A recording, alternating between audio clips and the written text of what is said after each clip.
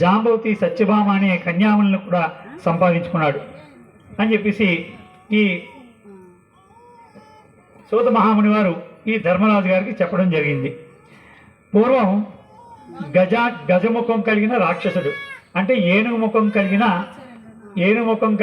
కదవే కదవి అందరూ ఉండాలి వైపు ఏనుగు ముఖం కలిగిన రాక్షసుడు ఒక ఆయన ఉండేవారండి.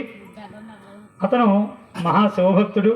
అతన్ని శివుణ్ణి ప్రార్థించి అతను భక్తితో ప్రార్థించగా శివుడు ప్రత్యక్షమవగా నీకేం వరం కావాలని పరమేశ్వరుడు అడుగగా మీరు నా పొట్టలో నివసించాలి అని కోరుకుంటాడు ఈ గజానుడు, అంటే గజముఖం కలిగిన రాక్షసుడు. అతను రాజు. అప్పుడు పరమశివుడు ఒక గ్లాసు నీళ్ళు వేసిన అతను భక్త సులభుడు కాబట్టి అలాగే తప్పకుండా అని చెప్పి ఇతని పొట్టలో ఈ పరమేశ్వరుడు నిక్షిప్తం అవుతాడు. అప్పుడు కైలాసంలో పరమేశ్వరుడు కనపడకపోగా ఈ పార్వతీదేవి తన దివ్య దృష్టితోటి పరమేశ్వరుడు ఈ గజాననుడు అనే రాక్షసుడు